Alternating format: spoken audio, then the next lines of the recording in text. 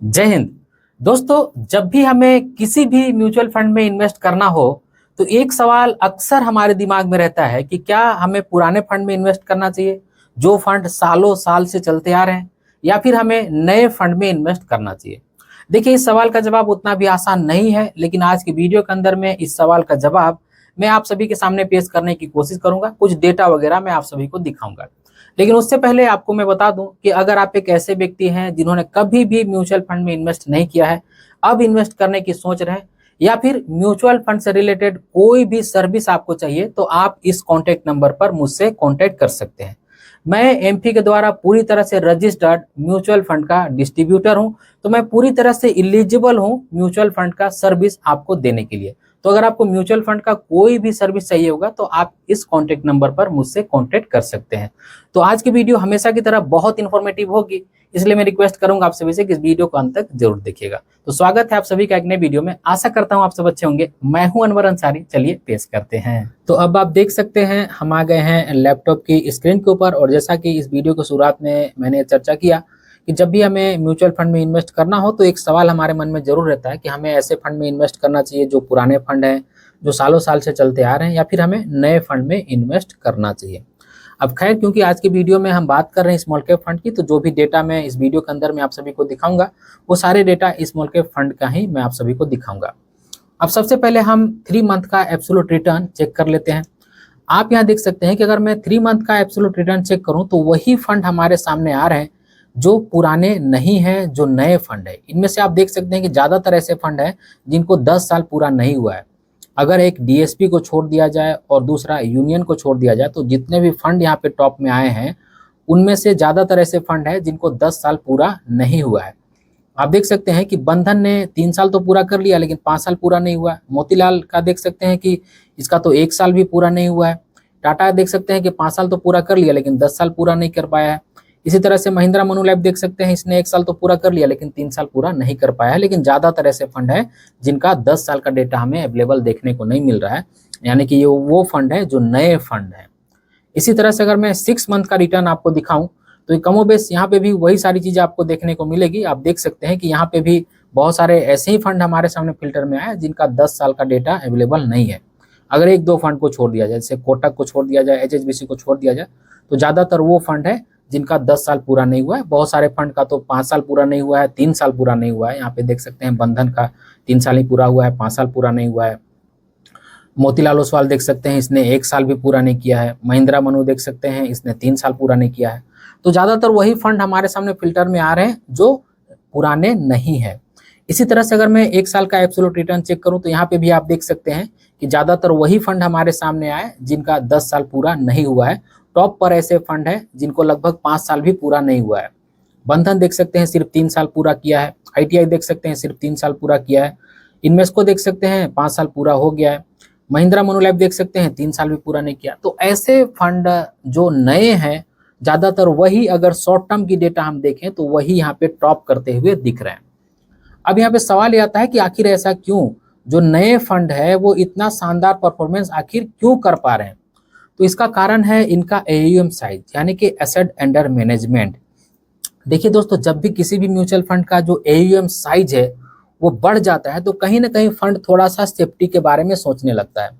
जैसे ही fund safety के बारे में सोचेगा थोड़ा सा ना थोड़ा सा रिटर्न से कॉम्प्रोमाइज हो ही जाता है। अब कुछ ऐसे फंड हैं जो बड़े एयूएम साइज होने के बाद भी अच्छा परफॉर्मेंस कर पाते हैं, लेकिन ज्यादातर जो फंड है जब एयूएम साइज बढ़ जाता है तो थोड़ा सा वो रिटर्न से कॉम्प्रोमाइज हो ही जाता है, लेकिन वो क्योंकि सेफ्टी के पैरामीटर्स पर थोड़ा सा सोचने भी लगते हैं। लेकिन अगर मैं 10 साल और 5 साल का रिटर्न आपको यहाँ पे दिखाऊं तो क्योंकि ज्यादातर ऐसे फंड है जिनका 5 साल भी पूरा नहीं हुआ है, 3 साल भी पूरा नहीं हुआ है, तो वो फिल्टर्स में आएंगे ही नहीं। तो 10 साल और 5 साल का रिटर्न दिखाने का कोई राइट बनता ही नहीं है। तो हमने देखा कि जो ज्यादातर ऐसे नए फंड हैं, जो न्यू एज फंड हैं, जो नए जमाने की स्ट्रेटजी लगा रहे हैं, जिनके फंड मैनेजर्स नए हैं, फंड हाउस नए हैं, न्यू एज कंपनियां हैं, वो ज्यादातर अच्छा परफॉर्मेंस कर पा रहे हैं। शॉर्ट टर्म्स का डेटा में तो हमने यही यहाँ पे देखा है। अभी भी हमारा सवाल लेकिन रह जाता है कि हमें फिर नए फंड में इन्वेस्ट करना चाहिए या फिर पुराने फंड में इन्वेस्ट करना चाहिए, क्योंकि हम तो देख रहे हैं कि ज्यादातर जो न्यू एज कंपनियां हैं, जो नई म्यूचुअल फंड हाउस है, उनका हमें जो डेटा है या फिर रिटर्न है बहुत ज्यादा शानदार देखने को मिल रहा है। तो देखिए दोस्तों, ऐसा कहीं भी प्रूवन नहीं है, थ्योरिकल प्रैक्टिकल, कि हमें पुराना भी रखना चाहिए, नया भी रखना चाहिए, फिर हमें सिर्फ नया रखना चाहिए, सिर्फ पुराना रखना चाहिए, ऐसा तो कहीं भी नहीं है। लेकिन जो हमारे मन में कभी कभार सोच आती है उसके ऊपर में मैंने ये वीडियो बनाई है। तो मेरा मानना यह है कि अगर आपको ऐसा लगता है कि भाई मैं पुराना रखूं या फिर नया रखूं, कंफ्यूज रहते हैं, तो मैं ये बोलूंगा कि आप ऐसा कर सकते हैं। अगर आपको 5,000 रुपये डालना है तो 2-2,500 रुपये नए फंड में डाल दिया और 2-2,500-3,000 रुपये पुराने फंड में डाल दिया, इस तरह से भी कर सकते हैं। और अगर आप एक बहुत ज़्यादा एग्रेसिव इन्वेस्टर है तो सिर्फ नए फंड में भी इन्वेस्ट कर सकते हैं। और अगर आपको भरोसा नहीं होता है कि भाई ये जो नए फंड है इन पर हमको भरोसा नहीं होता है, अभी तो शॉर्ट टर्म्स में अच्छा कर रहे हैं, बाद में करेंगे कि नहीं, तो आप पुराने फंड के साथ में भी जा सकते हैं। लेकिन एक समस्या यहाँ पे ये होती है, अगर आप पुराने फंड के साथ में जाते हैं तो जैसे अगर आप नए फंड के साथ में जाएंगे तो यहाँ पे आपको लगभग फंड में लमसम करने का ऑप्शन मिल जाएगा।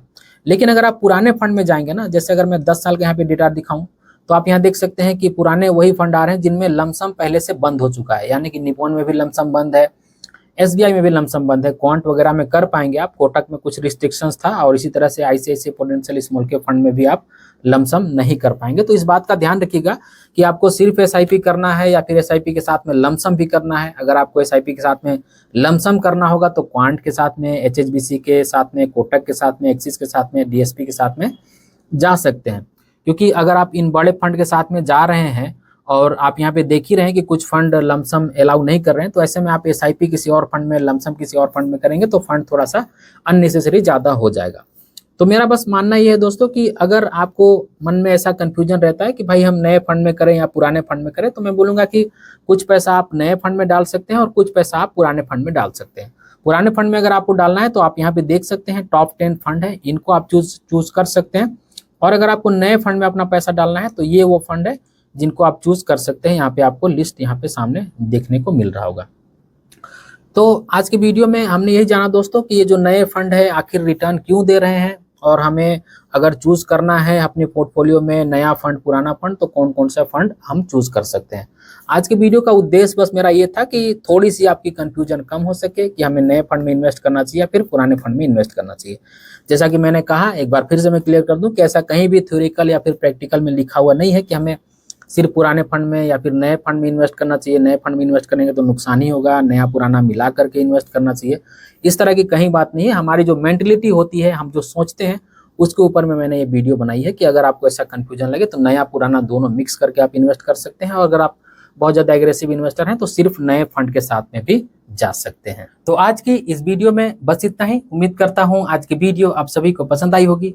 अगर आज की वीडियो आप सभी को पसंद आई है तो इस वीडियो को एक लाइक जरूर कर दीजिएगा और इसी तरह के वीडियो देखने के लिए चैनल को सब्सक्राइब कर लीजिएगा और इस वीडियो को अपने फ्रेंड और फैमिली के बीच जरूर से शेयर कीजिएगा ताकि वो भी अवेयर हो जाए। इस वीडियो के आखिर में बस मैं आपसे इतना ही कहना चाहता हूं कि अपना और अपने फैमिली का बहुत ख्याल रखिएगा। मैं मिलूंगा इसी तरह के किसी और वीडियो में, तब तक के लिए बाय।